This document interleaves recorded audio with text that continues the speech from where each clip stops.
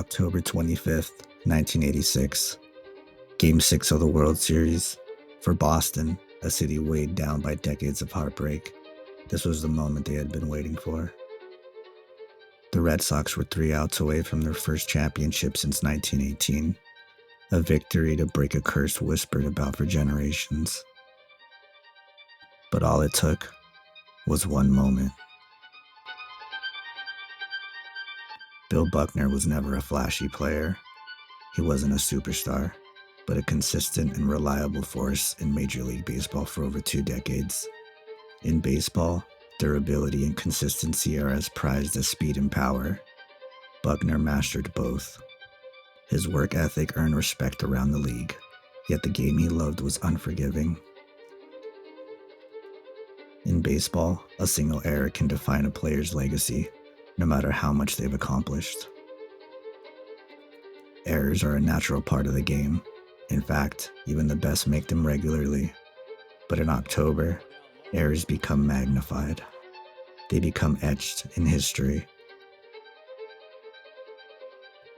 Buckner's journey had led him to the heart of one of the most pressure-filled stages in all of sports. The stage was set. The tension was palpable.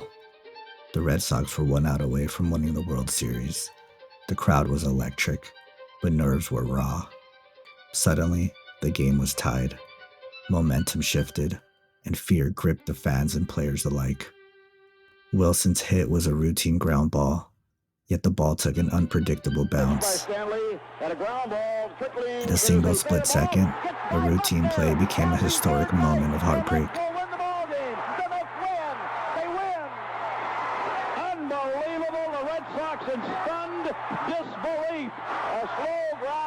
The human brain under stress can betray even its most finely tuned athletes.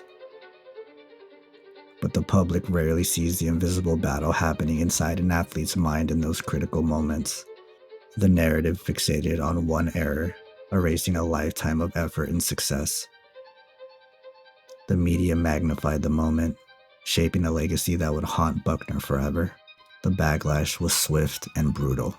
Sports fans often identify deeply with their teams. When the team loses, the heartbreak demands a target. The emotional toll was devastating.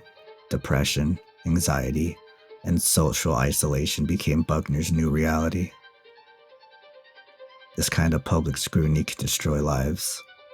In Colombia, the line between sport and life is often deadly.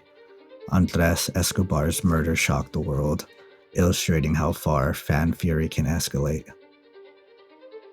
Andrés Escobar was a celebrated defender for Colombia, a country where football is more than just a game. It's woven into the very fabric of national identity. In 1994, hopes were high. Colombia was one of the favorites to make a deep run in the tournament. Escobar was seen as a symbol of pride and promise. But during a crucial match against the US, a devastating moment changed everything. What was an unfortunate mistake on the field soon spiraled into something far more tragic. The Colombian public's grief and frustration boiled over, fueled by decades of political turmoil, violence, and the influence of drug cartels intertwined with football. Just days after returning home, Andrés Escobar was tragically murdered. His death sent shockwaves through the world of sports and beyond, a chilling example of the extreme consequences athletes can face when public passion turns deadly rage. While most athletes never face such deadly repercussions, the psychological and social impact of high-profile errors can still be devastating. Bill Buckner's error would not end in tragedy like Escobar's, but the emotional wounds and public vitriol he endured revealed a darker side of sports fandom worldwide. Buckner never faced physical violence, but the emotional scars were deep. For over 2 decades, Buckner carried the weight alone. More than 20 years later, the story began to change. Bill Buckner reminds us that behind every athlete is a human being, fallible, resilient, and deserving of compassion. Through the lakes, through the storm, a legacy more complicated and profound than one moment in time.